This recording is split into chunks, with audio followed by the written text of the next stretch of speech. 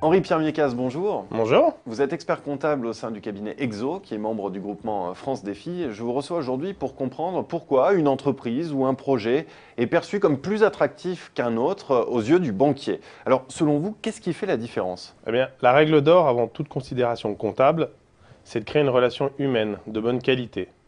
D'expérience, je vois qu'il s'agit d'un accueil important, surtout chez les jeunes entrepreneurs. L'objectif, c'est d'instaurer une relation d'égal à égal dans le temps. Il ne faut pas oublier que votre banquier, c'est un interlocuteur de premier plan pour l'entreprise et c'est donc primordial pour le bon fonctionnement de l'ensemble de l'activité. Mais alors, comment faire pour instaurer cette confiance? Une grande partie se joue au début du projet. À ce stade-là, le banquier, c'est le premier client.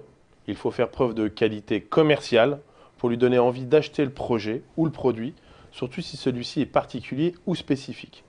Le banquier doit y croire, car il doit lui-même aller vendre le projet auprès de son service engagement pour la levée de fonds éventuelle. Après, cette qualité de la relation passe par une transparence de tous les instants. Si le banquier découvre des éléments cachés, il y a un délitement de confiance et qui devient très difficile à restaurer dans le temps. Mais jusqu'à présent, à aucun moment, vous ne m'avez parlé d'éléments comptables. Oui, bien sûr, il faut avoir un business model et des prévisions qui tiennent la route. Mais ces éléments ne font pas toujours la différence. Au-delà des chiffres, il faut faire preuve de pédagogie, expliquer pourquoi le projet va durer dans le temps. Il ne suffit pas de dire « je veux investir 20 000 euros » par exemple, mais à quoi ces 20 000 euros vont servir précisément et en quoi l'investissement va être rentable. Oui, il faut donc intégrer des aspects psychologiques dans la manière de présenter les chiffres. Exactement. Le traitement et l'explication, ce n'est que de la valeur ajoutée. Le banquier va comprendre qu'il a en face de lui quelqu'un qui réfléchit, qui ne subit pas le bilan comme une obligation administrative. Mais alors, qu'est-ce que ça change au moment de la construction du bilan?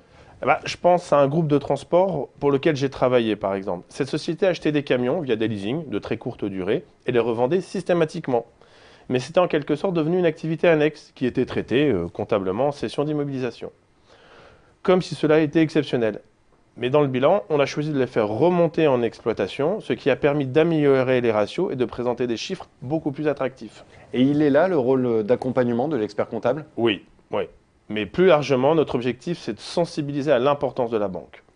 On est presque dans un rôle de facilitateur d'affaires. Je veux dire par là que quand il y a un nouvel entrant sur un marché, souvent le porteur du projet ne connaît que son banquier personnel, mais ce n'est pas lui qu'il faut aller voir. On les introduit chez tel ou tel banquier avec notre recommandation, ce qui est un vrai plus.